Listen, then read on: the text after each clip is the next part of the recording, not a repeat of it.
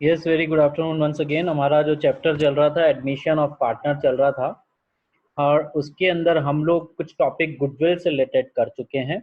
We have calculated our sacrificing ratio, then we have done the new profit sharing ratio, gaining ratio, sacrificing ratio, and second topic we have completed the goodwill, the accounting treatment of the goodwill, valuation calculation of goodwill तो आप पिछले chapter में कर चुके थे। all the three methods were available: average profit, super profit, capitalization method.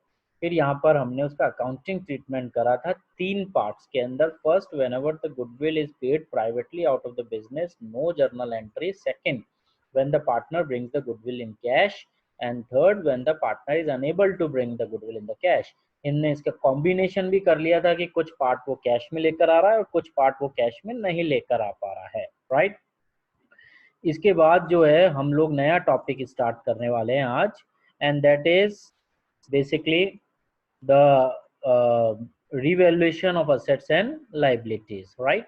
एक second का, हाँ, revaluation of assets and liabilities.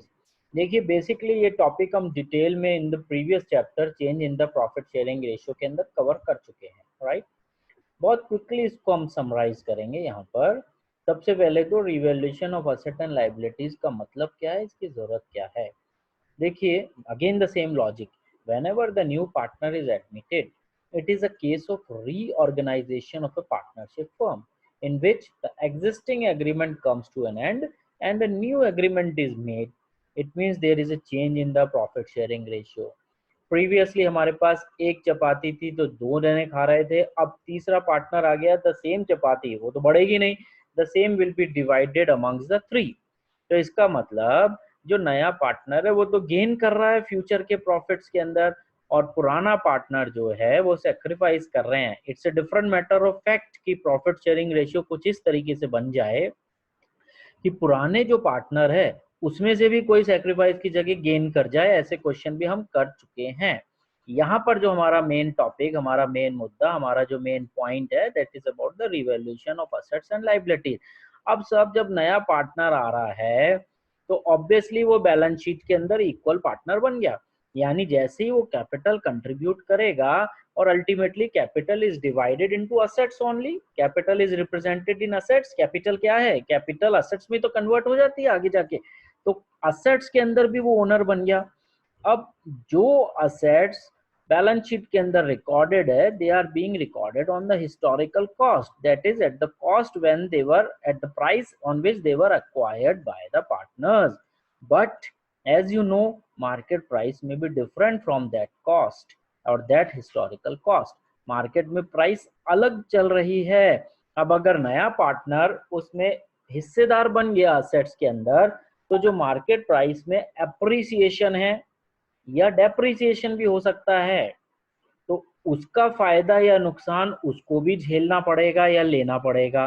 तो वो क्या कहेगा कि भैया मेरे आने से पहले तुम्हारी जो भी स्टोरी है असेट्स और लायबिलिटी की रिवैल्यूएशन की वो निपटा लो, उसका जो भी प्रॉफिट और लॉस है आप लोग पहले ही शेयर कर लो।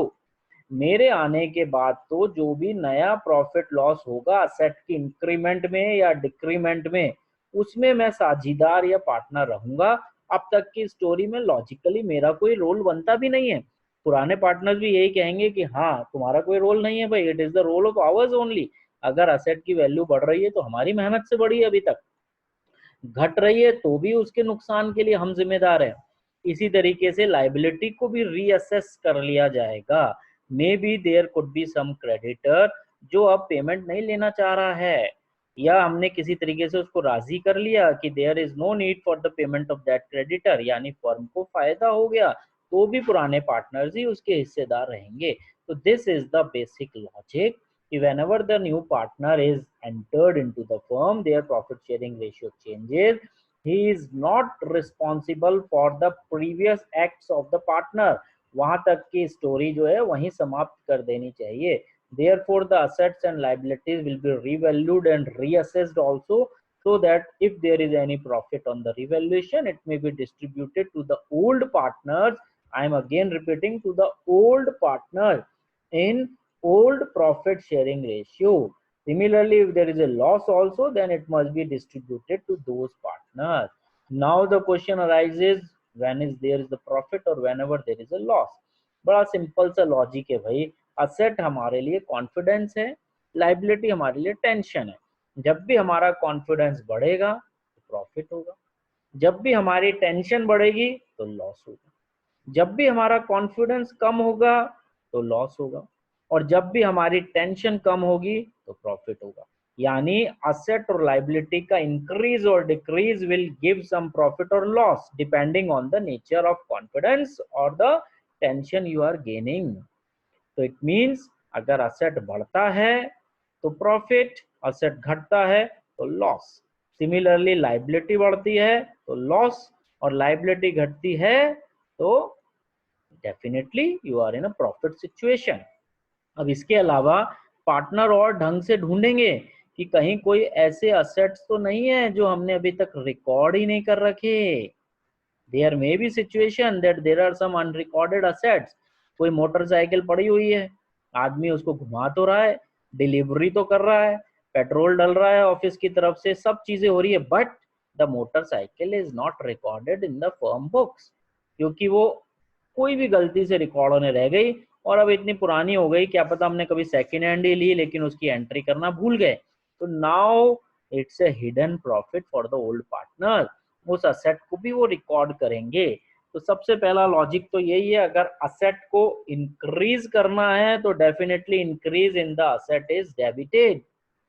Now what will be the credit, क्योंकि कोई कैश नहीं गया है, आपने क्या किया है, only the existing assets you have increased by revaluation done, so therefore you have debited the assets to increase its value, but no cash has gone out because it is not a purchase, therefore some nominal account will have to be credited, a new account will be opened in this situation called as revaluation account। ये nominal account है क्योंकि ultimately revaluation करने से profit और loss ही generate हो रहा है, and definitely this profit and loss belongs to the old partners। but हम अगर एक एक पार्टनर एक एक ट्रांजेक्शन की एंट्री कैपिटल अकाउंट्स में करते रहेंगे, it will become very cumbersome process, very lengthy process. Capital accounts बड़े बल्कि हो जाएंगे, कंफ्यूजन होगी ढूंढने में, तो इसलिए हम एक टेम्पररी अकाउंट क्रिएट कर लेते हैं जिसका नाम हम रिवैल्यूएशन अकाउंट कह रहे हैं। सारा प्रॉफिट और सारे लॉसेस इसके अंदर जा रहे हैं, और जब भी ये इसके अंदर फाइनल लॉसेस बनेंगे या फाइनल प्रॉफिट बनेंगे, it will be distributed to the partner capital account in their old profit sharing ratio through a single entry only. यानी प्रॉफिट एंड लॉस की तो एक ही एंट्री जाएगी। I hope the theory part is same as you have studied in the last chapter। वहां पर theory हमने लिखाई भी हुई है, इसलिए अब मैं थ्योरी नोट नहीं कराऊंगा इस क्लास के अंदर। हाँ, जर्नल एंट्रीज जरूर we may note it again so that you may again get a practice of the same. और इसके बाद तो इमीडिएटली क्वेश्चन स्टार्ट करने हैं, just like in the previous class we have studied. यहाँ पर भी हम दोबारा इसको दो पार्ट्स में स्टडी करेंगे। The first part is that when the partner decide to show the revalued figures, right? अगर पार्टनर्स कहते हैं कि भैया रिवैल्यूड फिगर नई बैलेंस शीट में आने चाहिए, तो फिर रिवैल्यूएशन अकाउंट बनाना पड़ेगा क्योंकि असेट्स रिवैल्यू कर रहे हैं।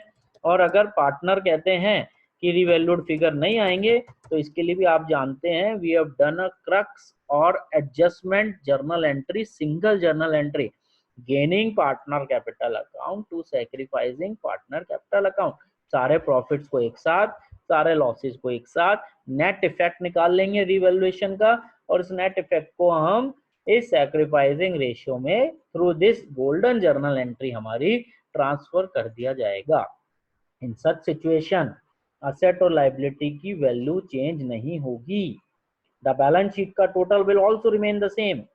चेंज कहाँ आएगा, सिर्फ कैपिटल अकाउंट में, किसी का कैपिटल अकाउंट बढ़ेगा और किसी का कैपिटल अकाउंट घटेगा। ऑब्वियसली जो गेन कर रहे हैं उसका कैपिटल अकाउंट कम होगा डेबिट करने की वजह से, और जो सैक्रिफाइस कर रहे थे पार्टनर उनका कैपिटल अकाउंट क्रेडिट हो रहा है तो बढ़ेगा। All the gains are equal to all the sacrifices, इसलिए अल्टीमेटली टोटल कैपिटल फर्म की सेम रहेगी, इंडिविजुअल पार्टनर्स की कैपिटल में मूवमेंट होगा।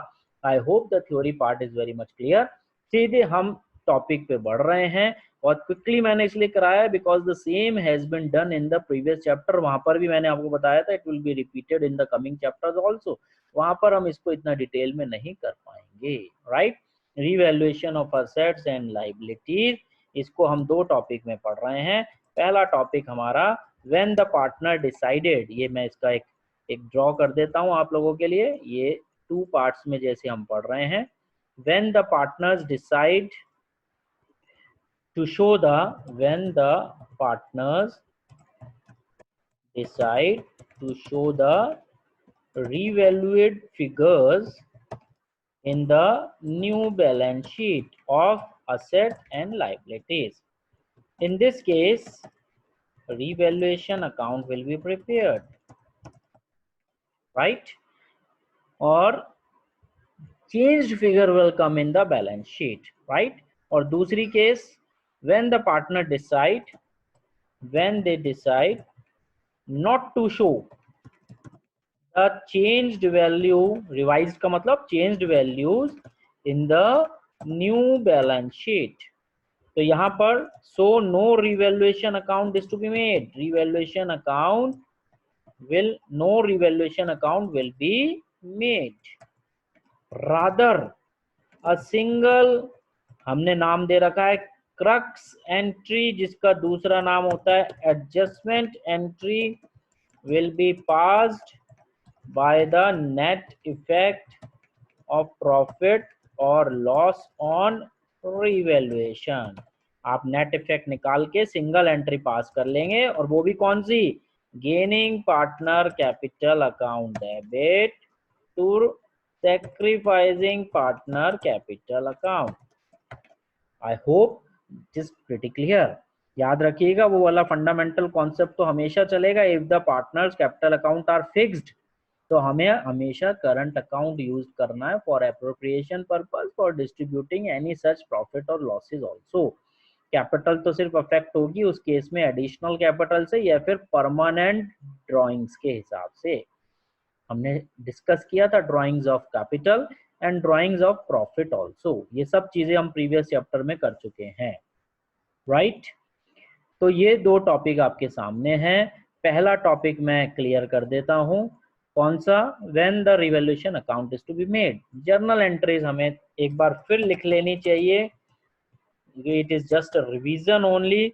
मैं चाहता तो डायरेक्ट क्वेश्चन भी सॉल्व करा सकता था, बट हम प्रॉपर फॉर्मेट में चले तो it is more better. May be some students could be joining later on, उन्होंने वो टॉपिक नहीं किया, या उस वक्त आपने मस्ती मस्ती में without paying any detailed attention उसको निकाल दिया। तो अब कम से कम इसको फिर रिवाइज कर लीजिए, राइट। तो सबसे पहले फिर मैं कह रहा हूँ कि प्रॉफिट कब कब होगा, प्रॉफिट फॉर द फर्म कब कब होगा, जब असेट्स बढ़ेंगे, यानी कि असेट्स इंक्रीज, और जब लायबिलिटी घटेगी यानी लायबिलिटी डिक्रीज। और शॉर्टकट में लिखा रहा हूं मैं अब, राइट। लेकिन आप लोग जरूर अच्छी तरीके से नोट्स बनाकर प्रेजेंट करेंगे। और लॉस कब होगा, loss for the firm, loss for the firm सबसे पहले लायबिलिटी इंक्रीज, टेंशन बढ़ रही है तो लॉस ही है। और असेट डिक्रीज, असेट की वैल्यू घटी। और एक बार ऊपर ही और लिख लेता हूं कि अगर अनरिकॉर्डेड असेट मिल गया तो बल्ले बल्ले एकदम खजाना हाथ आ गया। इसी तरीके से अनरिकॉर्डेड लायबिलिटी हो गई तो बहुत बड़ा नुकसान। सोच कर बैठे थे कुछ और निकल गई देनदारी, तो obviously it will be a tension for the partners. तो इन सब केसेस में प्रॉफिट और लॉस का काम रिवैल्यूएशन के थ्रू होगा।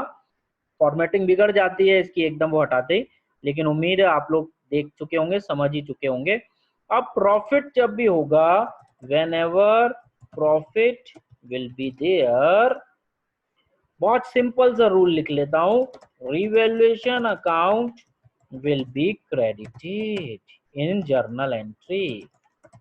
ये लीजिए, revaluation account will be credited in journal entry since it is a nominal account. और नॉमिनल अकाउंट के अंदर जब भी प्रॉफिट्स होते हैं तो याद करिए 11th में भी P&L अकाउंट आपका क्रेडिट होता था, राइट हैंड साइड में ही प्रॉफिट्स आते थे। और जब भी लॉस होगा, whenever loss will be there, revaluation account will be debited in a journal entry. Since it is a nominal account, same line I am repeating it again, since it is a nominal account, right? इसका मतलब अब journal entries आप बड़े आराम से frame कर सकते हैं। यहां पर लिख देता हूं, increase in the value of asset, heading नहीं डाल रहा हूं, I am just writing the journal entry, increase in the value of the asset. जब भी असेट इंक्रीज करते हैं तो असेट को तो डेबिट करना ही पड़ेगा, उसी के नाम से asset account debit to revaluation account. अगर डिक्रीज होता है तो लॉस हो जाता है, तो revaluation account debit to asset account, क्योंकि असेट कम होता है तो उसका वैल्यू क्रेडिट करनी पड़ती है। इसी प्रकार से increase in liability, liability increase होती है तो आप जानते हैं उसको डेबिट करना पड़ता है, और ऊपर भी आप लिख चुके हैं वो लॉस का केस है, और लॉस में revaluation account will be debited, right.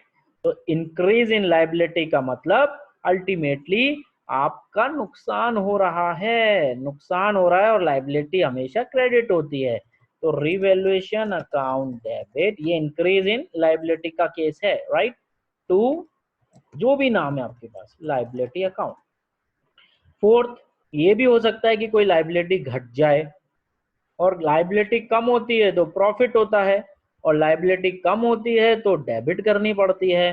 तो इंडिविजुअल नेम से liability account debit to revaluation account. अब चाहे इसको आप लाइबिलिटी के लिहाज से जर्नल एंट्री कर लीजिए, चाहे रिवैल्यूएशन के हिसाब से जर्नल एंट्री कर लीजिए, दोनों लॉजिक से एंट्रीज आपकी सेम ही आनी तय है, because we are just moving on to the rules of our accounting, right.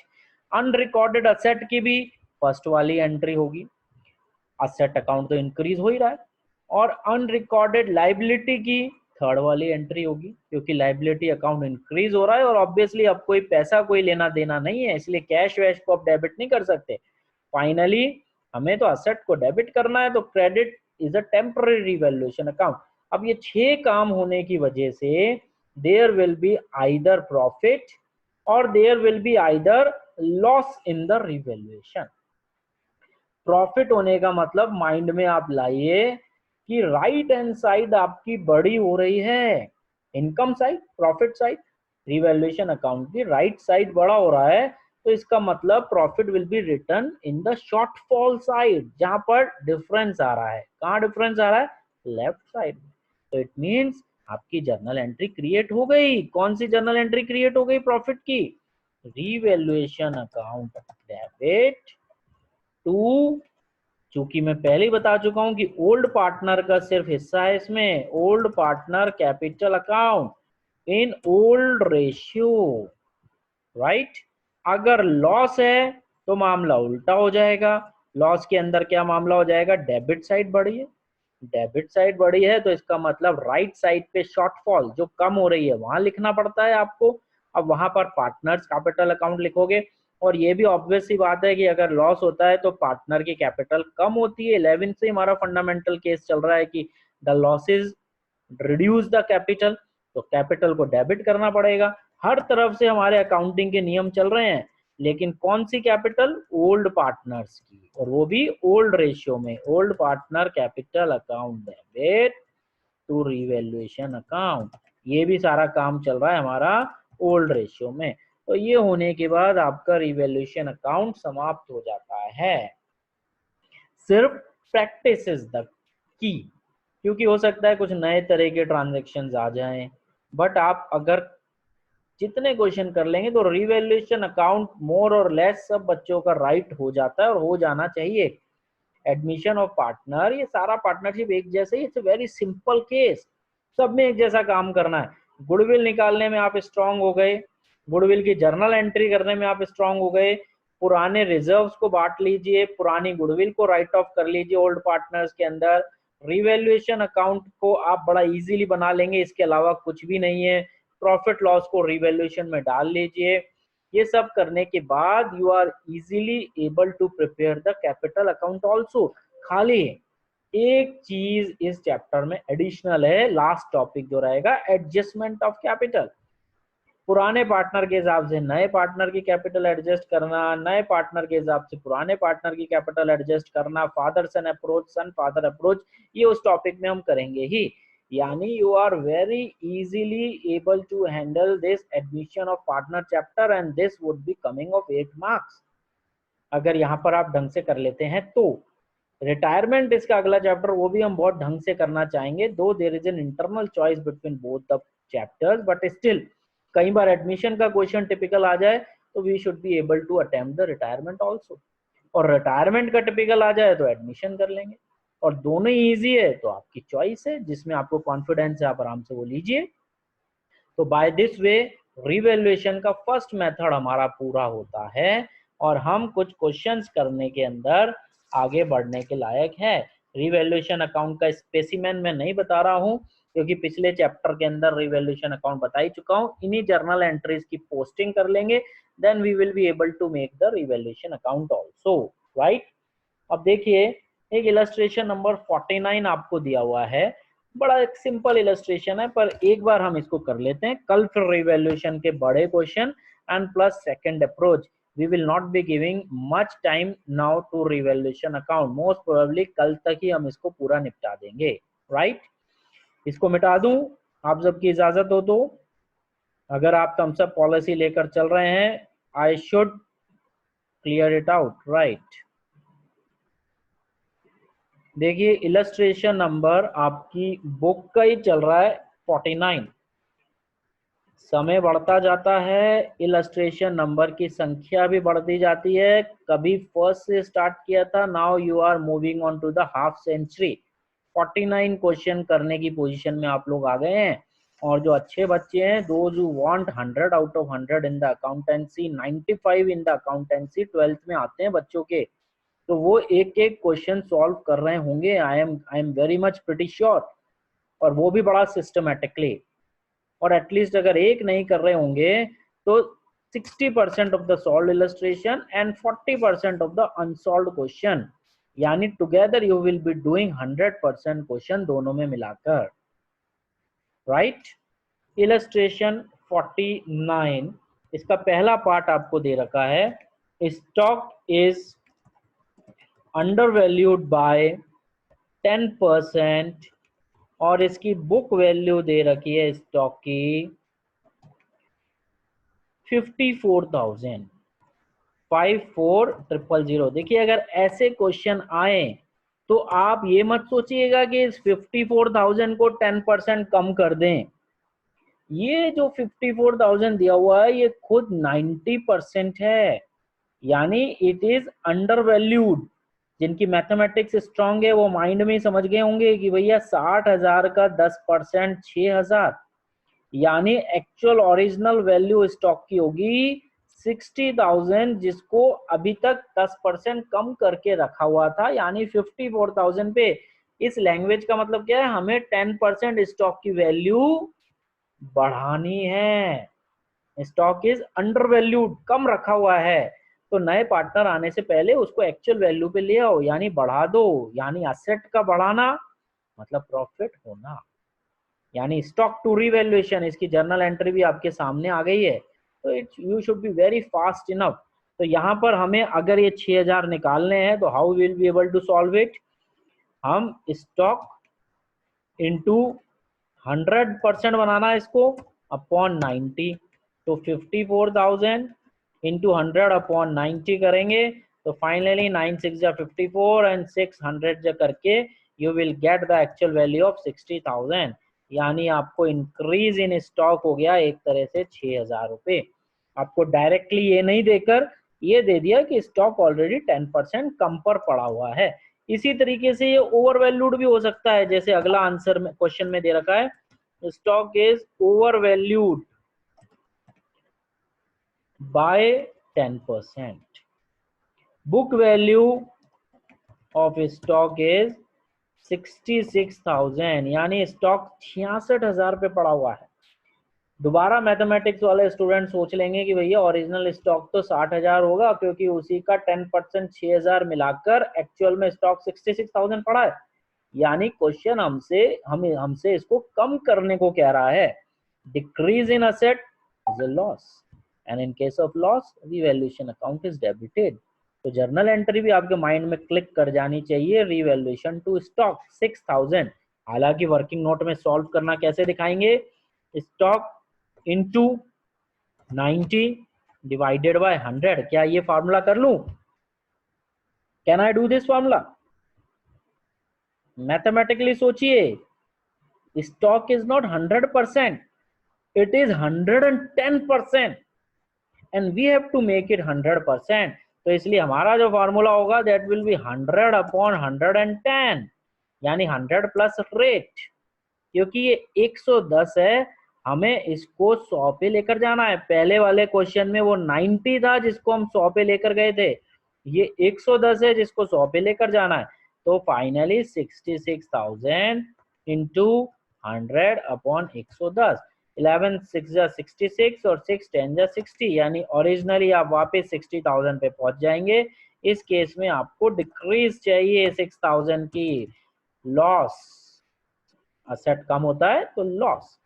अगला ट्रांजैक्शन है value of land and building is to be increase to 5 lakh, book value 4 lakh, यानी 1 लाख से बढ़ाना है।